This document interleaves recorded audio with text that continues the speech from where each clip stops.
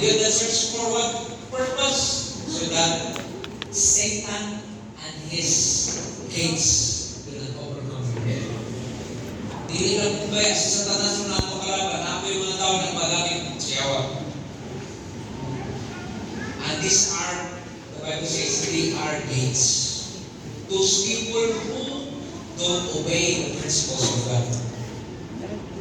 But if you are in the side of God, you cannot be defeated. Wala pa ka naman dito. Hallelujah. Amen. So, biluwas niya ang church para i-atbang kay Satanas. Second verse. Luke 10, verse 1. After this, the Lord appointed 72 others. Dili in-12 na disciple lang ay sent. And sent them 2 by 2 ahead of him to every town and place where he was about to go.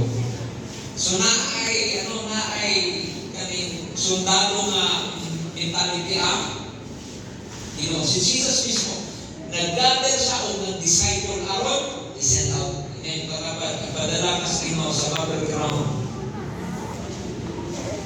Amen?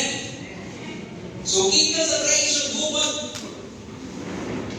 pagtungkol sa church, ang appointment sa Ginoo, muatbang ka kay Satanas. Karon kay bansay yung sa Ginoo para sa unsang purpose ang i-send out 2 by 2.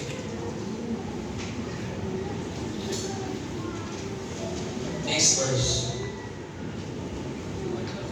10:17-20. The 72 returned with joy. Amen. Kaya po natin yung katapan, pumutuman yan ay kanibayon dito sa Ginoo. In this subject, ang buwan sa Ginoo. Amen. Amen. Spiritual battle is equipment. So we are called to become warriors. The 72 returned with joy and said, Lord, even demons, hindi ito rabat, matinas ang demonyo nagsubmit kanila. Kapakan natin sa Jesus.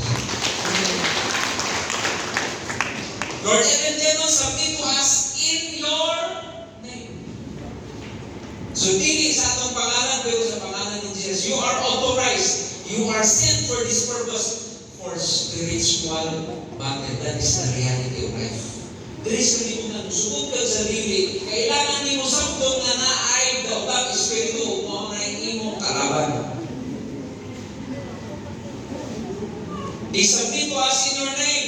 He replied, I saw Satan fall like lightning. Hallelujah. Kinsa dire na libay na dili ng demonyo pati si Satanas mga taga. Amen. Palakpakan nato si Jesus. Hallelujah. Amen.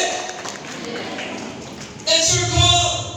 Ayaw na muna ang ordinaryo na tao na naay physical na labas. You are spirit creation.